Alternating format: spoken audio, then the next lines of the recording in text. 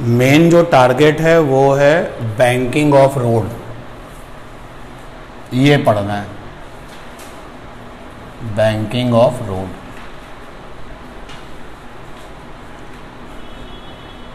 और बैंकिंग का मतलब हो गया झुकना, ढाल,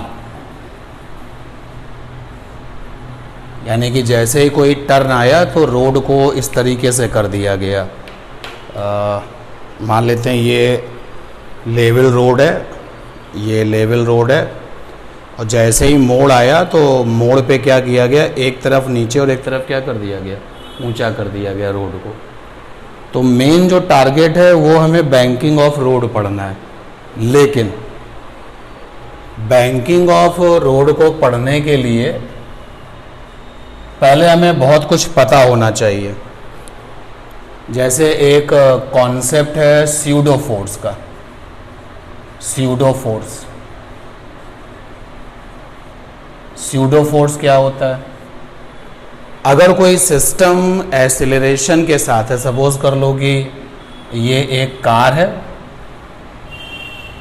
और ये एक्सीलरेट हो रही है, इसका जो एक्सीलरेशन है वो a है। तो इस सिस्टम से जो अटैच लोग हैं, जैसे इस सिस्टम से अटैच ये कार के साथ ये उसका डोर लॉक है, ये कार का डोर लॉक है जो कि कार से अटैच है। इस कार में जो बैठे हुए लोग हैं वो भी कार से अटैच हैं, जो कार में बैठे हुए हैं वो भी कार से अटैच है। तो ये पूरा का पूरा जो कार है वो सिस्टम है और ये सिस्टम एक्सीलरेशन a से एक्सीलरेट हो रहा है। तो जो इसके साथ अटैच लोग हैं उन पर एक फोर्स काम करता है जिसको हम लोग क्या कहते हैं, स्यूडो फोर्स। जैसे कि इस डोर लॉक पर कितना फोर्स काम कर रहा होगा, तो डोर लॉक पर काम करने वाला फोर्स, मैं डोर लॉक को अलग से निकाल लेता हूँ, ये हमारा डोर लॉक है।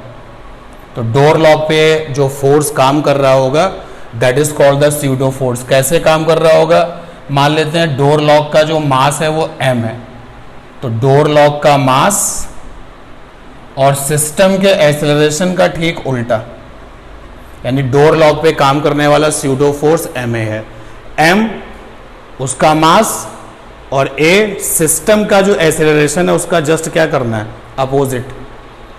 अब ये वाला जो पर्सन है इसका मास m1 है और ये वाला जो पर्सन है इसका मास m2 है, तो इन पर भी स्यूडो फोर्स काम कर रहा होगा।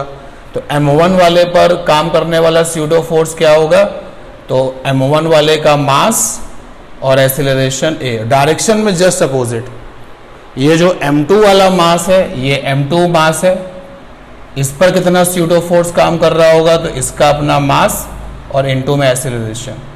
और न्यूटन्स लॉ ऑफ मोशन में हम इसको प्रूफ करके आपको दिखाएंगे कि अगर कोई सिस्टम एक्सेलरेट हो रहा है तो जो लोग उससे अटैच होते हैं उन पर एक स्यूडो फोर्स काम करता है। और स्यूडो फोर्स निकालने का तरीका क्या होता है, pseudo force is equal to होता है जो अटैचिंग है उसका मास, यानी कि mass of attaching body, mass of attaching body, mass of attaching body और इनटू में अपोजिट डायरेक्शन वाला, opposite directed acceleration of system. जो सिस्टम है उसका जो एक्सीलरेशन है उसका डायरेक्शन क्या कर देना, अपोजिट कर देना। जैसे एक क्वेश्चन आपके लिए ले लेते हैं कि एग्जाम्पल में इस क्वेश्चन को देखिएगा। ये एक बस है, बस का जो टोटल मास है वो कैपिटल M है, ये कैपिटल M बस का मास है, बस का मास है। और ये बस जो है वो एक्सीलरेशन से एक्सीलरेट हो रही है, 4 मीटर पर सेकेंड स्क्वायर का इस बस के पास एक्सीलरेशन है।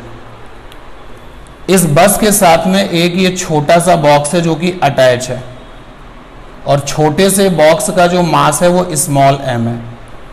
तो कहा गया कि छोटे बॉक्स पर स्यूडो फोर्स कितना होगा, तो आंसर है छोटे बॉक्स पर स्यूडो फोर्स होगा छोटे बॉक्स का मास जो कि m है और बस का एक्सेलरेशन इधर की तरफ है यानी कि LHS की तरफ है, तो हमें क्या लेना होगा, RHS की तरफ।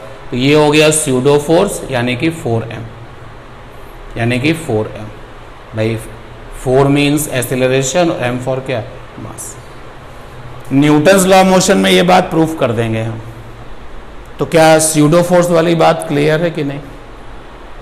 अब अगर लिखना ही है कि स्यूडो फोर्स क्या होता है, तो जब कोई सिस्टम एक्सीलरेशन में होता है, जब कोई सिस्टम एक्सीलरेट करता है, तो उससे जो अटैच ऑब्जेक्ट होते हैं उनके ऊपर एक फोर्स काम करता है और उसको हम स्यूडो फोर्स कहते हैं। और स्यूडो फोर्स निकालने का जो फार्मूला है, मास ऑफ अटैचिंग बॉडी और दूसरे ब्रैकेट में opposite directed acceleration of A system. ठीक है ना? अब जरा ध्यान देना, अगर हम सीलिंग फैन की बात करें तो सीलिंग फैन की जो ब्लेड्स हैं वो सर्कुलर मोशन कर रही हैं। सीलिंग फैन की जो ब्लेड्स हैं वो सर्कुलर मोशन कर रही हैं, और हमें पता है कि सीलिंग फैन की ब्लेड्स को सर्कुलर मोशन करने के लिए कौन सा एक्सेलरेशन चाहिए, सेंट्रीपिटल चाहिए। तो सारी की सारी ब्लेड्स पर सेंट्रीपिटल एक्सेलरेशन लग रहा है, ये हमें पता है, क्योंकि सर्कुलर मोशन के लिए सेंट्रीपिटल एक्सेलरेशन तो चाहिए ही चाहिए, जो कि हमेशा सेंटर की तरफ डायरेक्टेड होता है। मैंने इस ब्लेड पर एक पेपर की बॉल रख दी। अब पेपर की बॉल जो है उस सीलिंग फैन की ब्लेड से क्या हो गई, अटैच हो गई। तो अब पेपर की बॉल पर जो फोर्स लगेगा वो कैसे लगेगा, पेपर की बॉल का मास इनटू एक्सीलरेशन डायरेक्शन में अपोजिट, यानी पेपर की बॉल पर जो फोर्स स्यूडो वाला लगेगा वो ऐसे लगेगा। अगर हम पेपर की बॉल का मास m ले लें तो ये स्यूडो फोर्स हो जाएगा पेपर बॉल का मास, और सेंट्रीपिटल एक्सेलरेशन ऐसे सेंटर की तरफ है, तो डायरेक्शन में जो अपोजिट एक्सेलरेशन होगा वो ये होगा, डायरेक्शन में ऐसा। और इसीलिए अगर आप प्रैक्टिकल करके देखें तो पेपर की बॉल जैसे ही फैन की ब्लेड्स मूव करना स्टार्ट करेगी तो पेपर की बॉल किधर जाती है, दूर, हमेशा सेंटर से दूर जाएगी। क्यों जा रही है, क्योंकि पेपर की बॉल पे क्या काम कर रहा है, स्यूडो फोर्स। सेंट्रीपिटल वाला फोर्स सेंटर की तरफ काम कर रहा है, लेकिन यहां पर जो रेस्पेक्टिव स्यूडो फोर्स है वो क्या कर रहा है, सेंटर से दूर। बात को समझना, सेंट्रीपिटल वाला जो एक्सेलरेशन है, जो फोर्स है वो किधर है, टुवर्ड्स द सेंटर, लेकिन जो स्यूडो वाला फोर्स कैसा है, वो अवे फ्रॉम द सेंटर। और सेंट्रीपिटल फोर्स के अपोजिट में जो ये स्यूडो फोर्स लगता है इसको कहते हैं सेंट्रीफ्यूगल फोर्स। और एक एग्जांपल देखिए, आप कभी भी प्रैक्टिकल भी कर लीजिएगा। अगर आप कार ड्राइव कर रहे हैं और कार ड्राइव करते करते अचानक से आप सर्कुलर मोशन में जाते हैं, कहीं पर टर्न होगा तो आप सर्कुलर मोशन में जाएंगे। आप जब सर्कुलर मोशन में जाएंगे तो आपकी कार किस में चली गई, सर्कुलर मोशन में, और आपकी बॉडी जो है ऐसे दूर हो जाती है। यानी कि अगर कार का टर्न ऐसे है तो आपकी बॉडी ऐसे जाएगी, ऐसे। क्यों, क्योंकि कार को टर्न कराने वाला कौन है, सेंट्रीपिटल एक्सेलरेशन, जो कि सेंटर की तरफ है, और उसमें आप अटैच होके बैठे हुए हो, तो आप पर क्या काम करेगा, स्यूडो फोर्स। तो सेंट्रीफ्यूगल जो फोर्स है वो सेंट्रीपिटल एक्सेलरेशन के रेस्पेक्ट में जो स्यूडो फोर्स बनता है उसी को कहते हैं। क्लियर है ये बात, इसमें कहीं कोई प्रॉब्लम तो नहीं आएगी। तो टारगेट तो अपना बैंकिंग ऑफ रोड है पढ़ने का, लेकिन सबसे पहले स्यूडो फोर्स, तो हेडिंग डाल दीजिए स्यूडो फोर्स। तो स्यूडो फोर्स हेडिंग में क्या लिखेंगे, अगर कोई सिस्टम एक्सेलरेशन में है तो सिस्टम से जो अटैच लोग होते हैं उन पर एक फोर्स काम करता है जिसको कि स्यूडो फोर्स कहते हैं, और बाद में ये भी बताएंगे कि स्यूडो फोर्स की डायरेक्शन क्या होगी। तो स्यूडो फोर्स का कैसे फार्मूला कैसे बनता है और डायरेक्शंस कैसी होगी, सिस्टम के एक्सेलरेशन के जस्ट अपोजिट डायरेक्शन इसकी होगी। जैसे आप देखिएगा, अगर आप मेरी बात समझ रहे हैं, वैसे न्यूटन्स लॉ ऑफ मोशन में बहुत डिटेल में ये सारी बात आएंगी। ये बड़ा वाला ब्लॉक है, कैपिटल एम, बड़े वाले ब्लॉक को हमने एक्सेलरेशन ए दिया है, क्योंकि क्वेश्चन आपके सामने डिस्कस हो रहा है, कहा जा रहा है, बोला जा रहा है, सुन रहे हैं, देख रहे हैं, समझ रहे हैं। तो ये हमारे बड़े ब्लॉक का मास कैपिटल एम है, और इसको हमने जो है एक्सेलरेशन ए दिया है। इसके साथ में अटैच है एक छोटा सा बॉक्स, इसका मास है 2m। तो सिस्टम जो है वो आपका बड़ा बॉक्स हो गया, सिस्टम बड़ा बॉक्स हो गया। बड़े बॉक्स के पास में एक्सेलरेशन क्या है, ए है। और इसी सिस्टम से अटैच ये छोटा वाला बॉक्स है, तो इस पर क्या होगा, स्यूडो फोर्स होगा। स्यूडो फोर्स निकालना है, कैसे निकालना है, तो pseudo force is equal to mass, तो जो मास है इसका वो 2m हो गया, और सिस्टम का एक्सेलरेशन RHS की तरफ है, तो यहां पर जो एक्सेलरेशन कैसा होगा, वो कैसा, LHS की तरफ। ये हो गया स्यूडो फोर्स। क्लियर है बात? तो हेडिंग आपकी है स्यूडो फोर्स, और इस हेडिंग में लिखें, हाँ क्वेश्चन में डायरेक्शन देखो, सिस्टम का एक्सेलरेशन कैसा है, RHS, तो स्यूडो फोर्स के रेस्पेक्ट में जो एक्सेलरेशन होगा डायरेक्शन में जस्ट कैसा होगा, अपोजिट। तो डायरेक्शन तो दी जाएगी। अगर सिस्टम जो है आपका ऊपर की तरफ एक्सेलरेट हो रहा है, तो स्यूडो फोर्स फील करने वालों पर जो एक्सेलरेशन होगा वो कैसा होगा, नीचे की तरफ, जस्ट अपोजिट होगा। क्लियर है बात? तो लिखेंगे आप क्या, क्यों नहीं आएगी, वैल्यू में क्यों नहीं चेंज आएगी, आप देखिएगा। एक सेकेंड, इस छोटे वाले बॉक्स पर जो स्यूडो फोर्स लगा वो आ गया 2m इंटू में a, और वो डायरेक्शन में आप देख ही रहे हो किस तरफ है। और बड़े वाले बॉक्स पर कितना फोर्स लगा, बड़े वाले बॉक्स पर ये एक्सटर्नल फोर्स लगा। तो दोनों में चेंजेस हैं कि नहीं है, बिल्कुल चेंजेस है।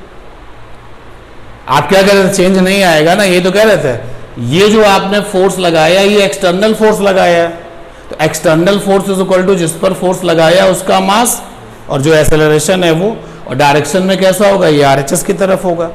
लेकिन जो स्यूडो फोर्स है, स्यूडो फोर्स में जो अटैचिंग ऑब्जेक्ट है उसका मास और सिस्टम के एक्सेलरेशन का अपोजिट डायरेक्टेड क्या लेते हैं, एक्सेलरेशन लेना है। ठीक है, तो लिखेंगे स्यूडो फोर्स की डेफिनेशन पहले लिखें। हेडिंग है आपकी स्यूडो फोर्स, तो स्यूडो फोर्स हेडिंग में पहला पॉइंट लिखो, first point, when a system has acceleration, when a system has acceleration, when a system has acceleration, then attaching objects to the system, attaching object to the system, attaching objects लिख देना, attaching objects with the system, to the system या with the system जो चाहे वो लिख लें, with the system has oblique have, अगर एक ऑब्जेक्ट की बात करोगे तो हैज एक से ज्यादा के लिए तो have, has oblique have pseudo force, pseudo force की स्पेलिंग स्टार्ट होती है पी से, स्यूडो फोर्स ब्रेक ऑब्लिक करके स्यूडो फोर्सेस, स्यूडो फोर्सेस। पहला पॉइंट फिर से रिपीट करता हूं, when a system has acceleration then attaching objects, then attaching objects, उसके आगे क्या लिखा है, to it with it, to लिखा है, to it भी सही है, with it भी लिखा है, has have pseudo force या फिर pseudo forces। क्लियर है बात? सेकेंड नंबर पॉइंट पर आए, और सेकेंड नंबर पॉइंट पर आप लिखें pseudo force is equal to, पहले वाले ब्रैकेट में mass of attaching object, mass of attaching object to system, और दूसरे ब्रैकेट में opposite directed acceleration of system, opposite directed acceleration of system,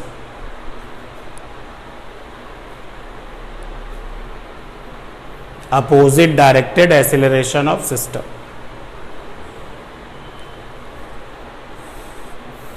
तो इस तरीके से हम निकालेंगे, न्यूटन्स लॉ ऑफ मोशन में ये बात हम प्रूफ भी कर देंगे। क्लियर ये बात? अब सर्कुलर मोशन करने वाले के पास हमेशा हमेशा हमेशा सेंट्रीपिटल एक्सेलरेशन होगा। सेंट्रीपिटल एसिलरेशन होगा। सर्कुलर मोशन करने वाले के पास हमेशा सेंट्रीपिटल एसिलरेशन होगा। क्या कोई ऐसा एग्जाम्पल कभी मिलेगा कि सर्कुलर मोशन है और सेंट्रीपिटल एसिलरेशन ना हो? नहीं होगा ना ऐसा। तो सर्कुलर मोशन करने वाले के पास हमेशा सेंट्रीपिटल एसिलरेशन होगा। तो सर्कुलर मोशन में जो सिस्टम होगा, उस सिस्टम से जो लोग अटैच होंगे उनके ऊपर एक फोर्स काम करेगा, स्यूडो फोर्स, जिसकी की डायरेक्शन सेंट्रीपिटल एसिलरेशन की डायरेक्शन कैसे है? सेंटर की तरफ। लेकिन उनकी डायरेक्शन कैसे होगी? Away from the centre. तो यानी वो जो स्यूडो फोर्स होगा वो हमेशा अवे फ्रॉम क्या होगा? सेंटर होगा। और इस स्यूडो फोर्स को स्पेशली क्या कहा जाता है? Centrifugal force. तीसरा पॉइंट लिखें, इसी स्यूडो फोर्स में तीसरा point, third point. During circular motion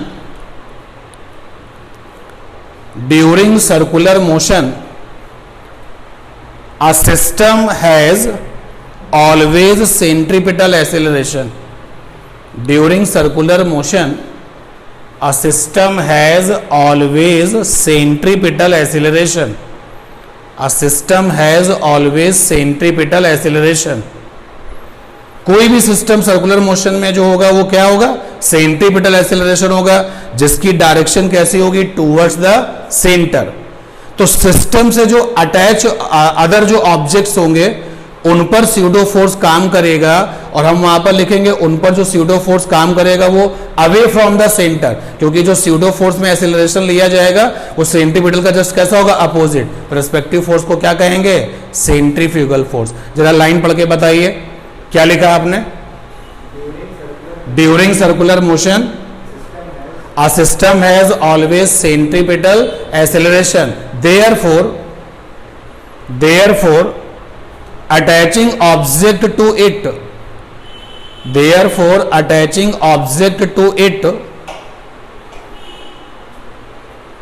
always have pseudo force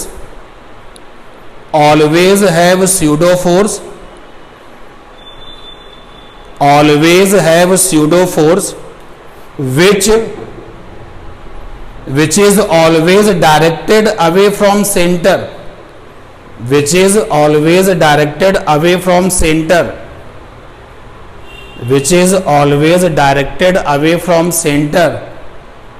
and called centrifugal force,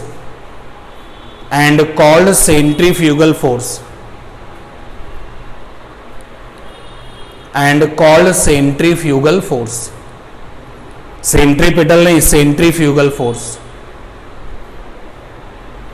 यानी सर्कुलर मोशन में जो स्यूडो फोर्स है वो क्या बन जाता है?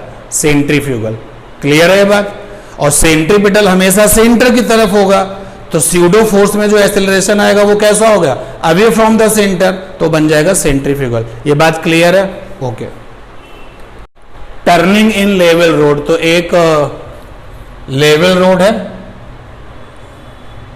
और उसमें कोई सिस्टम यानी कि कोई गाड़ी टर्न करती है, तो ये मैंने लेवल रोड बना दिया है। ये कोई रोड इस तरीके का नहीं, कहीं ऊपर कहीं नीचे नहीं है, अभी इसमें बैंकिंग नहीं है।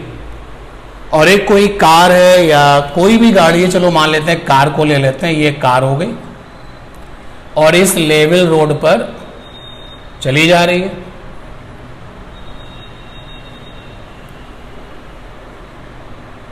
ये कार जो है इस लेवल रोड पे चली जा रही है। जैसे ये कार इस लेवल रोड पे चली जा रही है तो कार एक सिस्टम हो गया, और कार अगर सिस्टम हो गया तो कार के पास क्या होगा? सेंट्रीपिटल एक्सेलरेशन होगा। तो इसके साथ जो इसके व्हील हैं, जो इसके पहिए हैं, वो इससे क्या है? अटैच है। तो जैसे ही ये मोड़ पर जाएगी कार, तो जो पहिए होंगे इसके, जो टायर होंगे, उन पर सेंट्रीफ्यूगल फोर्स काम करेगा। वो काम करेगा या नहीं करेगा? सेंट्रीफ्यूगल फोर्स सारे के सारे जो व्हील होंगे उन पे काम करेगा। कार एक सिस्टम है जो कि सर्कुलर मोशन में है। कार के पास में क्या होगा? Centripetal acceleration. तो जो उसके अंदर बैठे हुए लोग होंगे उन पर भी सेंट्रीफ्यूगल काम करेगा, जो उसके साथ अटैचिंग व्हील है उन पर भी क्या काम करेगा? सेंट्रीफ्यूगल काम करेगा। हम अटैचिंग व्हील की बात कर रहे हैं, तो जो अटैचिंग व्हील है, ये व्हील है, ये व्हील है, ये व्हील है, ये व्हील है, इन पर एक फोर्स काम करेगा। सेंट्रीपिटल एक्सेलरेशन सेंटर की तरफ होगा, तो ये वाला फोर्स कैसा होगा? Away from the centre. और मान लेते हैं कि ओवरऑल जो मास है इन व्हील्स का वो m है और सेंट्रीपिटल एक्सेलरेशन सेंटर की तरफ होगा, तो स्यूडो फोर्स में एक्सेलरेशन वही लिखा जाएगा लेकिन डायरेक्शन में अपोजिट, m ac। सेंट्रीपिटल वाला ac ये है, ac सेंट्रीपिटल वाला, और ac की वैल्यू क्या होती है? v²/r।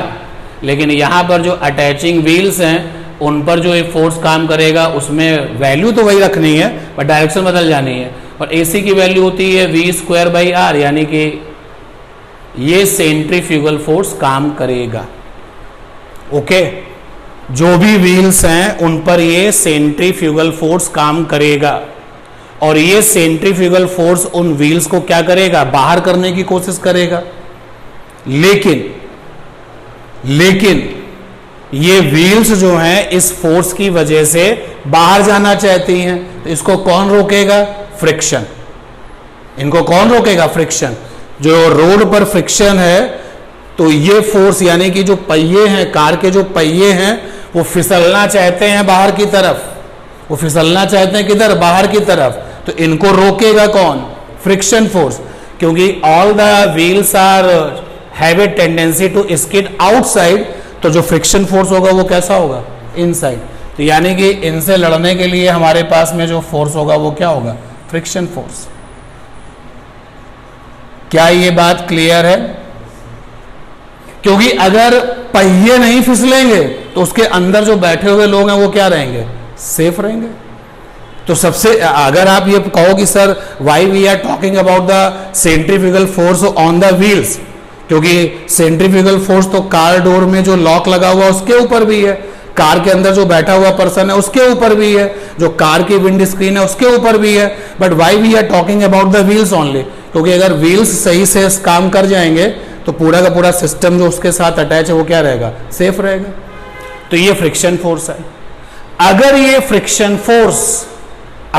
फ्रिक्शन फोर्स इस फोर्स के बराबर हो जाए तो क्या स्किडिंग होगी? तो स्किडिंग नहीं होगी। तो मैंने यहां पर लिखा कि for safe turn on level road, जो फ्रिक्शन फोर्स है व्हील पर, friction force on wheel is equal to centrifugal force on wheel. ठीक है, तो फ्रिक्शन फोर्स हो गया F और सेंट्रीफ्यूगल फोर्स हो गया mv²/r। ठीक, अब आप ये भी जानते हैं कि जो कार है, जैसे कि रोड पर है, तो ये रोड है और ये इस पर ये कार है, तो कार का जो मास है या जो ये व्हील्स है उनका जो वेट है वो ऐसे mg नीचे की तरफ काम करेगा, तो इसके ऊपर व्हील के ऊपर जो नॉर्मल रिएक्शन है वो काम करेगा। तो ऐसे तो कोई मोशन हो नहीं रहा, क्या कार जो है रोड को छोड़ करके ऊपर या नीचे जा रही है? नहीं। तो यानी नीचे काम करने वाला क्या होगा? mg। जितनी भी आपकी 4 व्हील्स हैं उनका टोटल मास हमने m लिया है, तो नीचे की तरफ काम करने वाला फोर्स होगा mg, और ऊपर जो काम करेगा फोर्स वो नॉर्मल रिएक्शन होगा। इस तरफ कोई मोशन हो नहीं रहा, तो n = क्या हो जाएगा? mg। क्लियर है बात? अब मुझे आप बताइए, कम से कम आप लोग तो बताइएगा, यहां जो फ्रिक्शन फोर्स होगा उसकी वैल्यू क्या कितनी होगी? फ्रिक्शन फोर्स की वैल्यू हमको पता है कि फ्रिक्शन फोर्स की वैल्यू μn होती है, ये हमें पता है। तो क्या ये सही है कि फ्रिक्शन फोर्स की वैल्यू μn? ये सही है। फ्रिक्शन फोर्स की मैक्सिमम वैल्यू क्या होती है? μn। अदरवाइज फ्रिक्शन फोर्स की वैल्यू सेल्फ एडजस्टिंग है, यानी अगर आपने यहां पर फ्रिक्शन फोर्स की वैल्यू मैक्सिमम में रख दी, आपने फ्रिक्शन फोर्स की मैक्स वैल्यू ले ली है और आपने लिखा μn, तो यहां पर जो टर्निंग वाली स्पीड है वो क्या हो जाएगी, मैक्स हो जाएगी। भाई इसी रोड पर एक कार जो है मुड़ती है, उसकी स्पीड है 50 km/h। इसी मोड़ पर, इसी रोड पर एक कार जो है मुड़ती है, उसकी स्पीड है 100 km/h। यानी कि कार की स्पीड v जो है वो क्या करेगी, बदलेगी।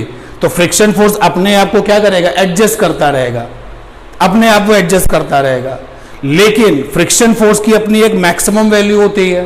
तो जब ये फ्रिक्शन फोर्स की हम मैक्सिमम वैल्यू लेंगे, चलो सपोज कर लो ये हमारी कार है, तो जब हमारी कार उस रोड से गुजरी तो मेरी कार की स्पीड मैक्सिमम थी, और उस मैक्सिमम स्पीड से अगर हम ज्यादा कर देंगे तो हम फिसल जाते, कार हमारी स्किड कर जाती। तो सपोज दैट कि हम उस समय जो है स्पीड v मैक्स मेंटेन कर रहे थे, और r फॉर जो है सर्कुलर टर्न का रेडियस है। तो जैसे मैंने v को मैक्स लिया तो फ्रिक्शन फोर्स की भी अपनी मैक्स वैल्यू आएगी, और यहां से रिजल्ट आ जाएगा म्यू, n की वैल्यू है आपकी mg, और ये हो जाएगा mv² मैक्स बाई r। यहां से आप देखें m से m कट जाएगा, v² मैक्स आ गया म्यू आर जी, यानी v मैक्स आ गया under root mu R G. क्या सीखने को मिला, देखिए जो कॉफिशिएंट ऑफ फ्रिक्शन है, कॉफिशिएंट ऑफ फ्रिक्शन वो किस पे डिपेंड करता है, रोड किस मटेरियल का बना है उस पे डिपेंड करता है। यानी coefficient of friction road material पे डिपेंड करेगा, और आपके जो टायर वाले मटेरियल है उन पे डिपेंड करेगा। तो जनरली ये ऑर्डिनरी वे में आपको पता है कि रोड किसका बना हुआ है, डामर का बना हुआ है। कार में जो टायर्स होते हैं उसमें वही रबड़ लगेगा, ऐसा तो नहीं कि हमारे वाले जो व्हील्स होंगे वो अलग होंगे और आप वाले व्हील अलग होंगे। तो म्यू जो है नियर अबाउट कैसा है, कांस्टेंट है, और जो टर्न है उसका जो रेडियस है वो भी कैसा है, कांस्टेंट है, वो तो बदल नहीं जाएगा, और जी यहाँ पर क्या है, कांस्टेंट है। तो हर टर्न की ये मैक्सिमम स्पीड आ गई है। यानी अगर आप इसके बराबर या इससे कम पर रहेंगे तो आपकी अपनी गाड़ी जो है इजी वे में टर्न कर जाएगी, लेकिन अगर आप अपनी स्पीड को इससे ज़्यादा करेंगे तो फ्रिक्शन भी आपको बचा नहीं पाएगा, ये जो कार है वो क्या कर जाएगी, स्किड कर जाएगी। क्या ये बात क्लियर हुई, कहीं कोई बात हो बताइए, पूछिए। आप देखिएगा मेरी बात को आप समझिए। मैं यहाँ पर बाइक से जा रहा हूँ तो बाइक की स्पीड अलग है, कोई यहाँ पे कार से जा रहा है, कार की स्पीड अलग है। इसी टर्न पर 1 घंटे के अंदर 1000 जो है व्हीकल्स जो है यहाँ से गुजर गए, सबका भी अलग अलग है, सबका फ्रिक्शन फोर्स भी क्या होगा, अलग अलग होगा। और फ्रिक्शन फोर्स अगर सेंट्रीफ्यूगल को संभाल लेगा तो आप गिरोगे नहीं। तो इसलिए ये जो कंडीशन है वो जनरल है, ये कंडीशन जनरल है कि फॉर द सेफ टर्न वहां पर जो फ्रिक्शन फोर्स है वो सेंट्रीफ्यूगल फोर्स के क्या होना चाहिए, इक्वल होना चाहिए। लेकिन अगर कोई पूछे मैक्सिमम स्पीड क्या हो सकती है तो फ्रिक्शन की भी मैक्स वैल्यू, तो रिजल्ट ये आ गया। क्लियर है बात, पक्का नोट कर सकते हैं। तो इस पूरे डिस्कशन से जो रिजल्ट आया उस रिजल्ट को जरा यहां पर मेरे साथ लिखिए।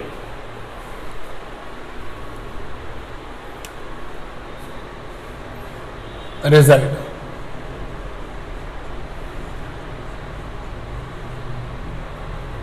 अच्छा लिखा है, टर्निंग इन लेवल रोड। अगर लेवल रोड की कोई प्रॉब्लम है टर्निंग वाली तो first point, for safe turn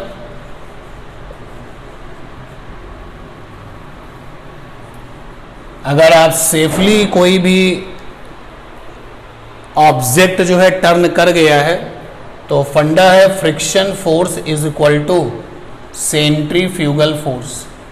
ये जो LHS में है वो फ्रिक्शन फोर्स है और जो RHS में है वो सेंट्रीफ्यूगल फोर्स है, और सेंट्रीफ्यूगल फोर्स और स्यूडो फोर्स से ही डेवलप होता है। दूसरा, फॉर सेफ टर्न मुड़ते समय जो आपकी स्पीड है यानी टर्निंग स्पीड, अगर टर्निंग स्पीड v है आपकी तो ये जो स्पीड है वो मैक्स स्पीड से कम होनी चाहिए या फिर बराबर होनी चाहिए। ज़्यादा हो जाएगी तो फिर स्किडिंग हो जाएगी। इसको रिपीट करते हैं, v less than R is equal to V max, और वी मैक्स की वैल्यू है under root mu R G. ये दो रिजल्ट आ गया, नोट कर लीजिए। तो व्हेन क्वेश्चन सेज कि लेवल रोड पर बिना किसी एक्सीडेंट के मुड़ना है, तो आप बताइए कि उस केस में गाड़ी पर काम करने वाला जो फ्रिक्शन फोर्स है वो सेंट्रीफ्यूगल फोर्स के बराबर हो जाना चाहिए। और अगर आप फोर्स में बात नहीं करना चाहते, आप स्पीड में बात करना चाहते हैं, तो मुड़ते समय जो आपकी जो स्पीड है वो मैक्स स्पीड से कम होनी चाहिए तो अच्छा होगा, अदरवाइज बराबर हो जाए, उससे ज़्यादा ना जाए।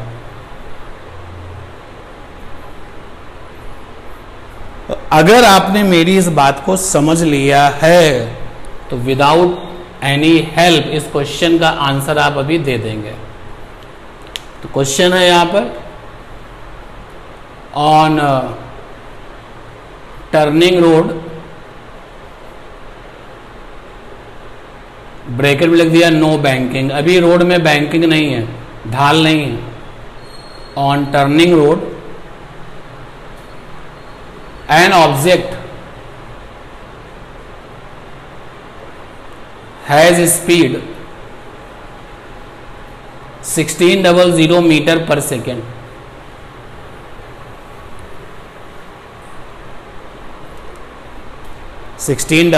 Metre per second. तो on turning road an object has speed 1600 meter per second and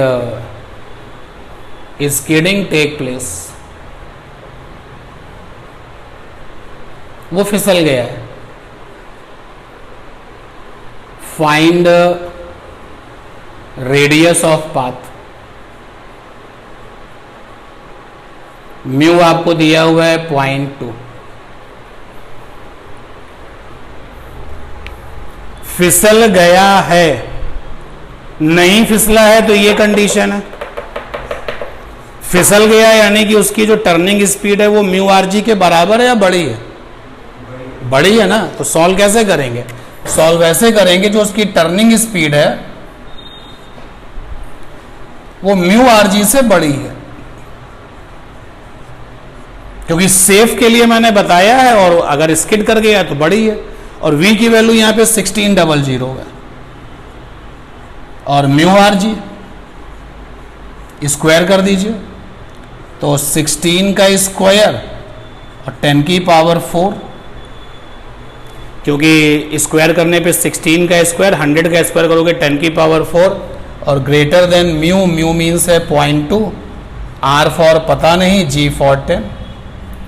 तो ये आ गया 16 स्क्वायर इंटू 10 की पावर 4 ग्रेटर देन, ये हो गया 2r, यानी कि 2r less than 16 square into 10 की पावर 4। तो r की वैल्यू कितनी आ जाएगी? r की वैल्यू लेस देन, r आ जाएगा लेस देन 16 स्क्वायर इंटू 10 की पावर 4 अपॉन 2। 16 स्क्वायर कितना आता है? 256। तो 256 10 की पावर 4 अपॉन में 2, यहाँ से आ गया r लेस देन 2 1 जा 2, 2 2 जा 4, 2 8 जा 6, 10 की पावर 4, और ये मीटर। वैसे इस तरीके से आंसर लिखना अच्छी बात नहीं है, क्योंकि साइंटिफिक में लिखना चाहिए हमको। तो ऐसे लिख सकते हैं r लेस देन, इसको लिख सकते हैं 1.28, और आगे यहाँ पे 10 की पावर क्या बन जाएगी? 10 की पावर 6। क्लियर? नोट कर लीजिए।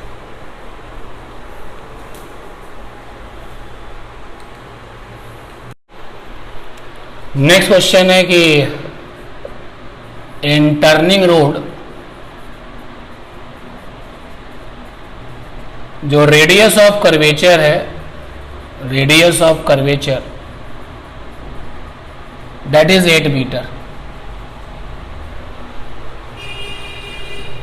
म्यू की जो वैल्यू है that is 0.5। Find maximum speed for safe turn. Maximum speed पूछी गई है। कोई भी गाड़ी अगर उस रोड पे मुड़ती है तो उसकी मैक्सिमम स्पीड क्या होनी चाहिए?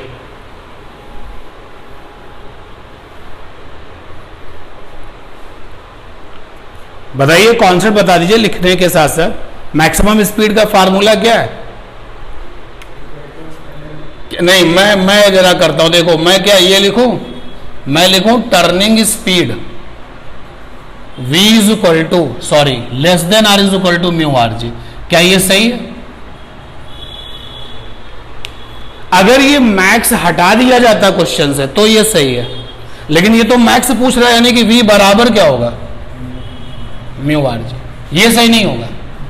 अगर वो ये पूछता find speed for the safe turn तो हम ऐसे चलते, बट यहां तो मैक्स पूछ रहा है, तो मैक्स स्पीड होगी म्यू आर जी के इक्वल।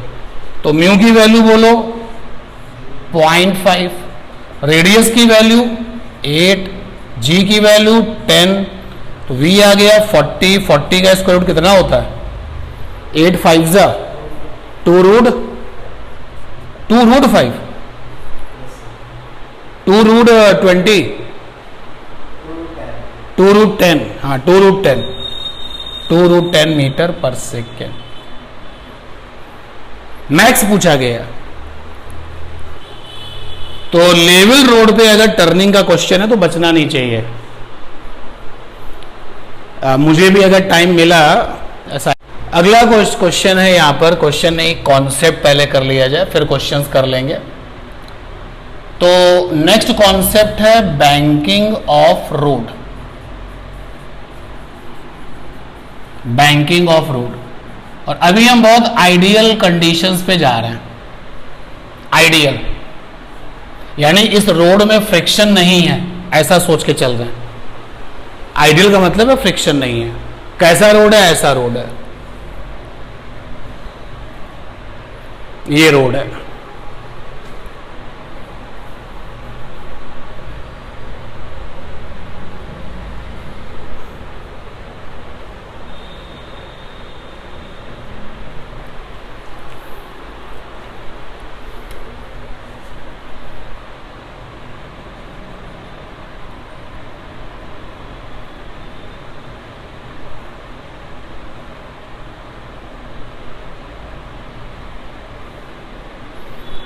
ये रोड है ऐसा। मतलब अगर मैं अपने सेल्फ डस्टर से पहले कोशिश करता हूं, ऐसा रोड है, यानी इधर ऊंचा है इधर नीचा है। ये बैंकिंग है। आपके नोटबुक से भी इसको बता सकता हूं, देना जरा नोटबुक।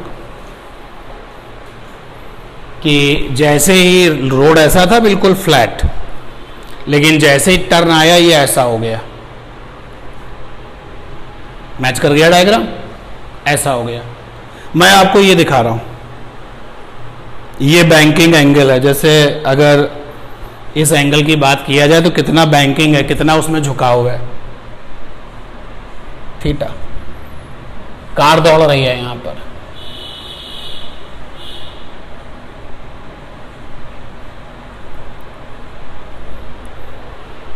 दौड़ती जा रही है कार,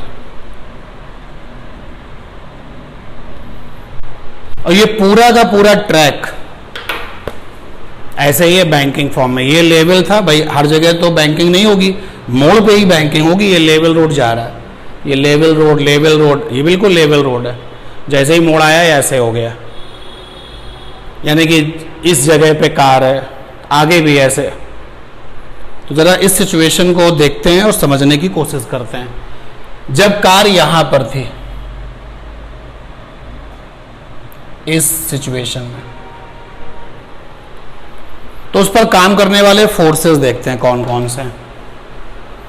एक तो नॉर्मल रिएक्शन रहा होगा कार पर, केवल कार पे बात कर रहे हैं, नॉर्मल रिएक्शन कार पर। अलग से निकाल लेते हैं, इस डायग्राम को अलग से निकाल लेते हैं।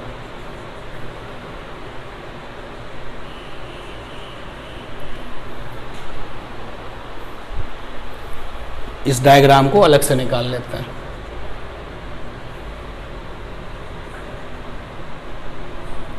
ये यहां पर है कार,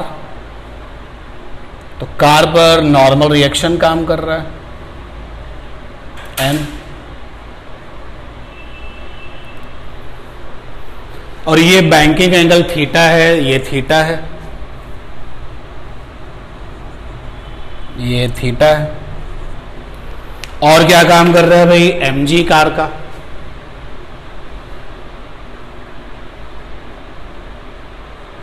mg, ठीक है, क्लियर। नॉर्मल रिएक्शन को देखो और mg को देखो, और जो रेफरेंस लाइन है जरा उसको देखो। मैं रेफरेंस लाइन बना रहा हूं कुछ,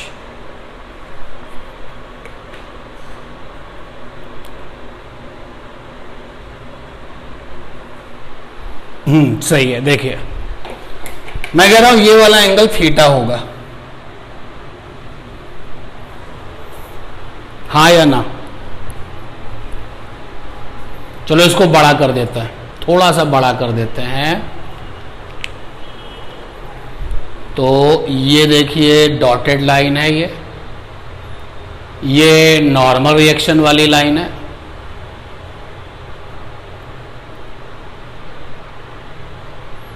और ये हमने रेफरेंस लाइन बनाई है। ये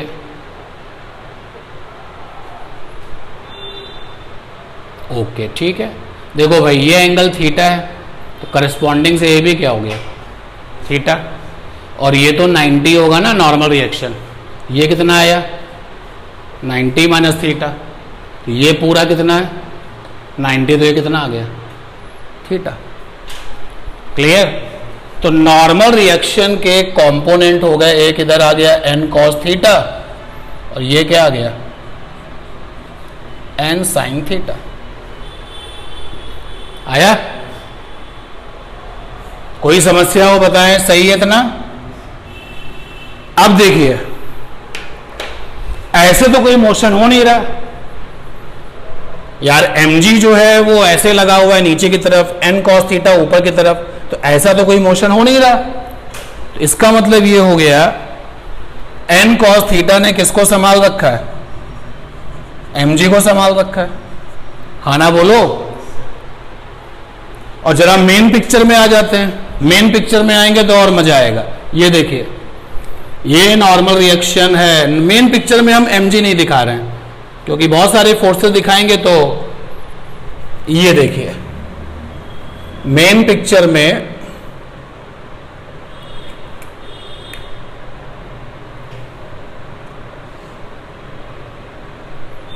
ये n को दिखाते हैं।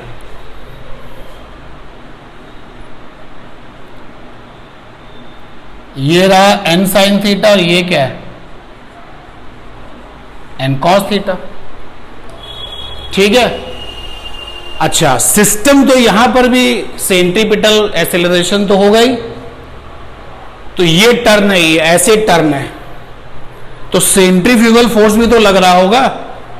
और सेंट्रीफ्यूगल फोर्स कैसे लग रहा होगा, इधर mv²/r, हाँ ना बोलो भाई। और डायग्राम से ही और इसको बेटर कर देते हैं। देखो ये डॉट लिया, ये डॉट हमारी कार है, और ये टर्निंग ट्रैक है, ये टर्निंग ट्रैक है, बट बैंकिंग के साथ है। तो इस पर ये n sin थीटा लग रहा है, ये n cos थीटा लग रहा है, और ये mg है। तो मुझे पता है कि भाई टर्निंग ट्रैक पर सेंट्रीपिटल तो होता ही होता है, तो एक सेंट्रीफ्यूगल भी रहा होगा। और अभी हमने आइडियल सिचुएशन की बात करी है जिसमें कि फ्रिक्शन नहीं है। तो सेफ टर्न के लिए क्या होना चाहिए, n sin थीटा, क्योंकि यही सेंट्रीफ्यूगल जो है, ये जो कार है, इस कार को क्या करेगा, ऐसे खींचेगा। और जब ये सेंट्रीफ्यूगल इसको ऐसे खींचेगा तो ये कार कैसे होगी, ऊपर की तरफ स्किड करेगी। बट ये सब नहीं होना चाहिए, तो यानी कि n sin थीटा किसके इक्वल हो जाए, mv²/r के। तो बिना किसी एक्सीडेंट के, बिना किसी स्किडिंग के, जो n साइन थीटा है वो सेंट्रीफ्यूगल को क्या कर दे, बैलेंस कर दे। क्लियर इतनी बात? पक्का? दोनों को डिवाइड कर लो जरा सा। ये इक्वेशन फर्स्ट है, ये इक्वेशन सेकंड है। ये इक्वेशन फर्स्ट के लिए हम लिख सकते हैं कि there is no motion in vertical direction. Vertical direction में तो कोई मोशन है नहीं, तो इसलिए n cos theta should be is equal to mg। और यहां पर for safe term n sin theta should be equal to centrifugal force mv square by R. तो दोनों इक्वेशंस लिखी हुई हैं, दोनों को डिवाइड कर दें। तो n sin theta upon n cos theta is equal to आ गया mv स्क्वायर बाई आर, नीचे mg, m से m को कटना होगा, तो tan theta is equal to कितना आ गया, v square upon R G. तो यहां से v square is equal to क्या हो गया, R G tan theta. v is equal to क्या होगा, under root R G tan theta. क्या ख्याल है आपका? जब ये रोड बनाया गया होगा तो रेडियस क्या होगी, फिक्स। जब ये रोड बनाया गया होगा तो जी कैसा होगा, फिक्स। और रोड कितना बैंकिंग के साथ होगा ये भी क्या होगा, फिक्स। ऐसा तो नहीं थीटा बदल जाएगा, पूरा का पूरा रोड का जो थीटा है वो कैसा होगा, फिक्स। यानी कि बैंकिंग ऑफ द रोड में सेफ टर्न की तुमने बात करी है, और सेफ टर्न पर ये स्पीड आ चुकी है v is equal to R G tan theta. तो अगर आपको सेफली टर्न करना है तो मैक्सिमम जो स्पीड है आपकी इतनी होनी चाहिए। अब दो बातें हो सकती हैं, अगर स्पीड इससे कम हुई तो क्या होगा, अगर इससे स्पीड ज़्यादा हो गई तो क्या होगा। इतनी बात ही क्लियर है? पक्का? नोट कर लीजिए।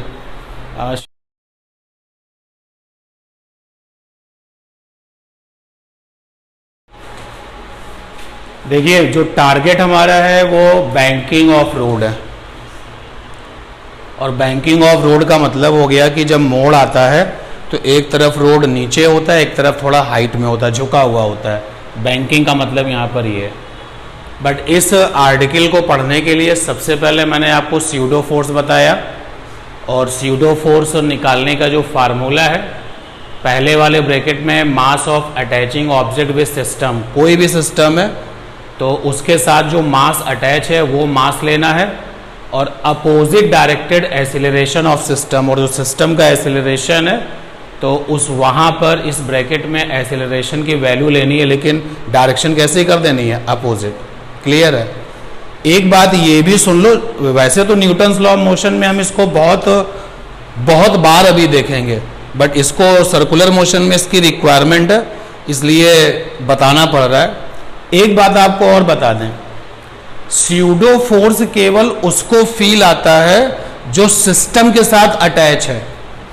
जैसे अगर हम कार में हैं तो मुझे स्यूडो फोर्स फील होगा, जो बाहर है कार के उसको नहीं फील होगा।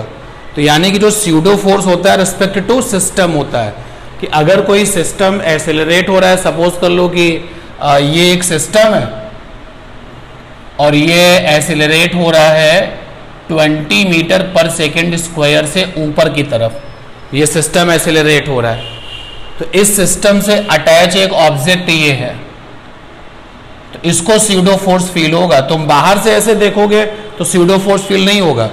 तो बात अगर आप समझ रहे हैं तो ठीक है, नहीं तो मैं वापस रिपीट करता हूं, जो स्यूडो फोर्स है केवल कौन फील करता है, जो सिस्टम से अटैच होता है। वो जो सिस्टम से अटैच नहीं होता है वो स्यूडो फोर्स फील नहीं करता। तो यहां पर जो है ये बात याद रखना, हम लिख भी देते हैं कि स्यूडो फोर्स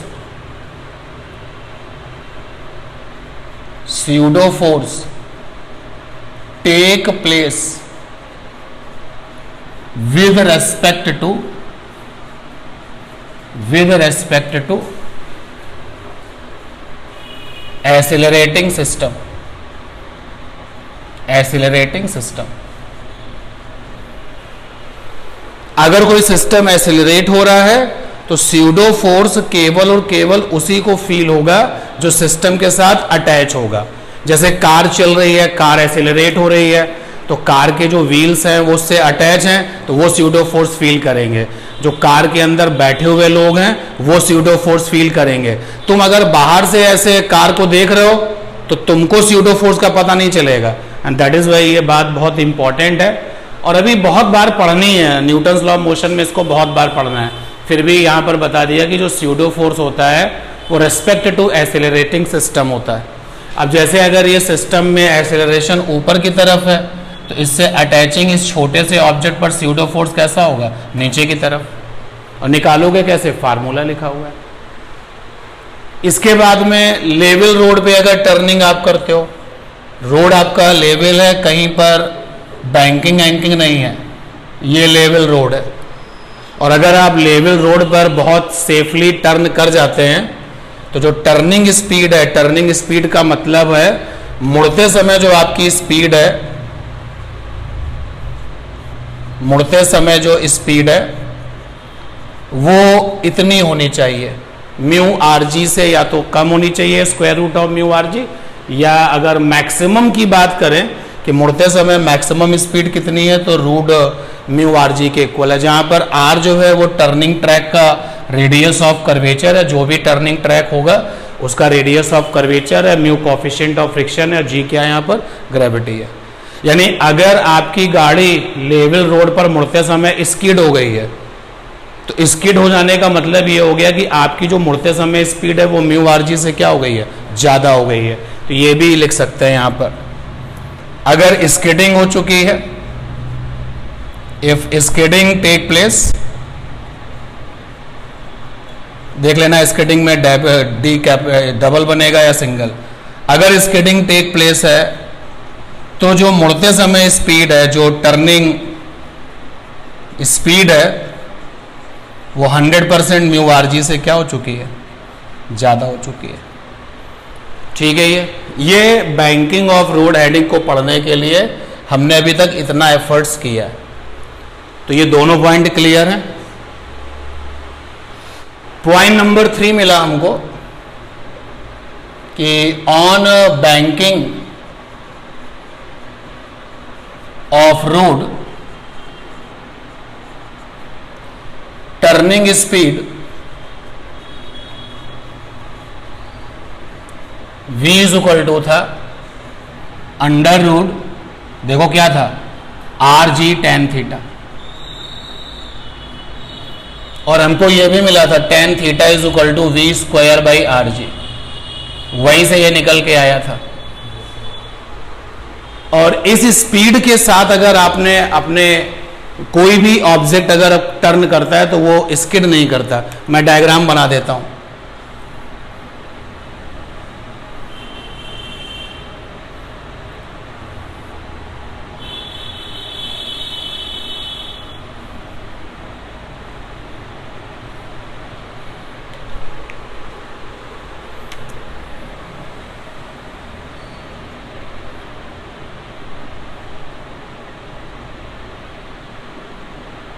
इधर ये जो रोड है वो आपका नीचे, उधर ऊपर है, और ये जो इंक्लिनेशन है that is called banking angle, वो थीटा है। और कोई भी ऑब्जेक्ट जो है यहां पर दौड़ा चला जा रहा है, जब वो ऑब्जेक्ट यहां था, ये सिचुएशन यहां पर है, यहां पर भी बैंकिंग होगी, लेकिन हमने डायग्राम इधर बनाया तो यहां पे जब डिस्कस किया, तो जब हमने बैंकिंग सिचुएशन को डिस्कस किया था पिछली क्लास में, तो नॉर्मल रिएक्शन आया था, जो भी ऑब्जेक्ट वहां पे टर्न ले रहा है उस पर नॉर्मल रिएक्शन आया था, और ये वाला एंगल आया था एन कॉस थीटा, और ये एंगल था थीटा, और ये कंपोनेंट था एन कॉस थीटा, और ये क्या आया था, एन साइन थीटा। इधर हमारा सेंट्रीफ्यूगल फोर्स था M V square by R, और ये नीचे जो काम कर रहा था यहां पर वो एम जी था। तो इस तरीके से वर्टिकल कोई मोशन हो नहीं रहा, तो n cos थीटा ने mg को बैलेंस कर दिया था और n sin थीटा ने सेंट्रीफ्यूगल फोर्स को बैलेंस कर दिया था v²/r। जब दोनों को आपने डिवाइड किया था तो मिला था tan theta is equal to v²/rg और यहां से ये रिजल्ट आ चुका है। तो याद रखिएगा कि ये जो स्पीड है ना, इस स्पीड पर जो भी ऑब्जेक्ट होगा वो आराम से टर्न कर जाएगा, उसमें कहीं कोई स्किडिंग नहीं होगी। यानी कि अगर रोड में बैंकिंग है तो आप जिसको भी सजेस्ट करोगे तो यही सजेस्ट करोगे कि भाई आपकी मुड़ते समय स्पीड √rg tan थीटा के बराबर होनी चाहिए। बट अगर √rg tan थीटा के बराबर नहीं है, उससे बड़ी है, तो आज की क्लास में ये डिस्कस करना है। यहां तक तो डिस्कशन हो चुका है। तो अगर बैंकिंग रोड पर मुड़ते समय स्पीड अगर √rg tan थीटा से ज्यादा है तो, और दूसरा अगर कम है तो उस पर बात करनी। तो ध्यान देना भाई, पहला केस लेके आते हैं कि अगर मुड़ते समय टर्निंग स्पीड, गौर करना, इफ टर्निंग स्पीड, समवन से कि जो टर्निंग स्पीड है वो v डैश है और v डैश ग्रेटर है √rg tan थीटा से।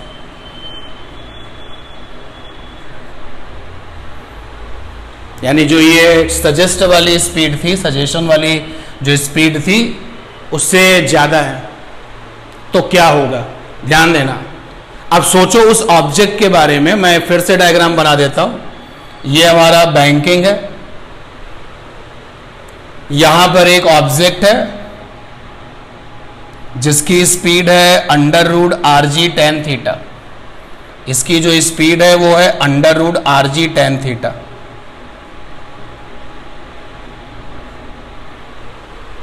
और इसी ट्रैक पर, इसी बैंकिंग रोड पर एक दूसरा ऑब्जेक्ट है जिसकी स्पीड है v डैश। जिसकी स्पीड क्या है, v डैश। आप अपने समझने के लिए मान लेते हो, मान लो कि ये मेरी गाड़ी है, तो इस गाड़ी को हमने नाम A दे दिया और ये गाड़ी आपकी है। तो ये वाला जो कॉन्सेप्ट है उसको लगाया जाए, क्योंकि बैंकिंग रोड पर ये पिछली क्लास में कॉन्सेप्ट मिला है। तो पहले ये वाला कॉन्सेप्ट हम लगाते हैं गाड़ी A के लिए। तो फॉर गाड़ी A बैंकिंग एंगल रोड का कितना है, थीटा, तो यहां पर रहेगा tan थीटा। और गाड़ी A के लिए स्पीड कितनी है, v है। और हमने मान लिया कि गाड़ी A जब मुड़ रही है तो जो ट्रैक में जो रेडियस ऑफ कर्वेचर वो मेंटेन कर रही है वो r है, तो यहां पर आ गया rg। ये रिजल्ट हमने गाड़ी A के लिए लगाया। समझते हैं ना, बहुत इंपॉर्टेंट बात आने वाली है।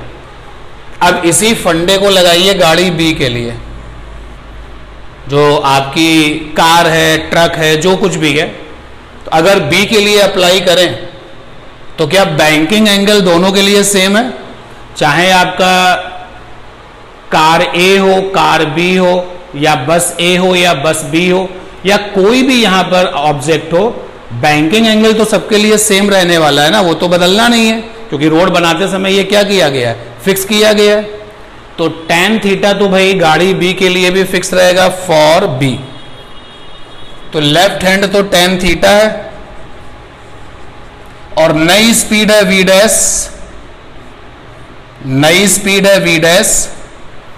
तो ये v बदल गया है, समझना, ये क्या हो गया, बदल गया है। और क्या हो गया, बढ़ गया है, ज्यादा हो गया है। v डैश क्या हो गया है, ज्यादा हो गया है। तो देखो लेफ्ट हैंड तो आपका tan थीटा है, तो लेफ्ट हैंड जो पहले था वही अभी भी है, बट राइट हैंड में v डैश बढ़ गया है। तो v डैश जितना बढ़ गया है, v डैश स्क्वायर की वैल्यू जितनी ज्यादा हो गई है, g तो बदल नहीं सकता। तो बैलेंस करने के लिए किसको बदलना पड़ेगा, r को बदलना पड़ेगा। और जब बैलेंस करने के लिए r को बदलना पड़ेगा, इसका मतलब ये हो गया कि गाड़ी A टर्न करते समय ऐसे जा रही है, लाइक दिस। तो बड़ा रेडियस, यानी कि गाड़ी B को रेडियस क्या करना पड़ेगा, बड़ा बनाना पड़ेगा। और जब रेडियस को बड़ा बनाना पड़ेगा तो इसीलिए देखिए मैंने गाड़ी बी को, जो आपकी कार बी है, उसको कार ए से क्या रखा है, ऊपर, क्योंकि जो ए वाली कार है वो ऐसे टर्न कर जा रही है, ये देखिए, और जो बी वाली कार है उसका रेडियस क्या हो गया है, बड़ा।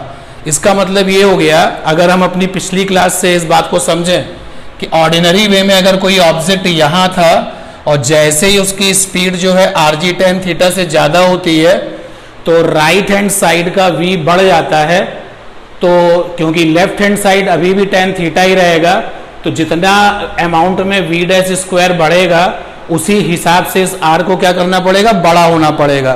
तो उस समय बैंकिंग रोड पर जो गाड़ी है वो किधर भागेगी, ऊपर की तरफ भागेगी, ठीक है ना। अब जब ये गाड़ी ऊपर की तरफ भागेगी, बैंकिंग रोड पर ये गाड़ी किधर भागेगी, ऊपर की तरफ, नीचे नहीं भागेगी, क्योंकि रेडियस क्या करना है, बड़ा करना है, तो बड़ा सा रेडियस वो बनाएगा। और जब वो ऊपर की तरफ भागेगी तो जो पहिए होंगे वो रोड पर क्या करेंगे, स्किड करते हुए ऊपर जाएंगे, तो ये फ्रिक्शन क्या आएगा, नीचे आ जाएगा।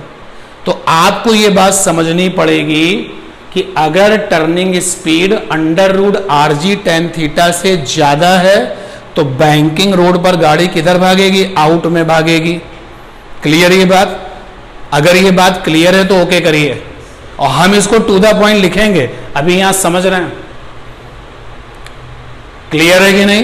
देखो लेफ्ट बदल नहीं सकता भाई, पहले वाले केस में जो लेफ्ट की वैल्यू है वो भी टेन थीटा है, दूसरे वाले केस में भी लेफ्ट की वैल्यू क्या है, टेन थीटा है, लेकिन स्पीड को बदल दिया गया है, ज्यादा कर दिया गया है। तो अगर ऊपर ज्यादा हो गया है तो लेफ्ट हैंड अगर कांस्टेंट है तो राइट हैंड भी क्या होना चाहिए, कांस्टेंट होना चाहिए। स्मॉल जी बदल नहीं सकता, किसको बदलना पड़ेगा, आर। और आर कैसे बदलेगा, जब वो बैंकिंग रोड पर वो अवे चले तो ये आर आपका जो है बढ़ जाएगा। तो कीप इन माइंड कि बैंकिंग रोड पर अगर speed under root R G tan theta से ज्यादा होती है तो गाड़ी किधर भागती है, आउटवर्ड, ठीक है, बैंकिंग रोड पर ऊपर की तरफ भागती है। सिमिलरली, क्या क्लियर है ये बात? लिखते समय हम इसको अपडेट कर देंगे।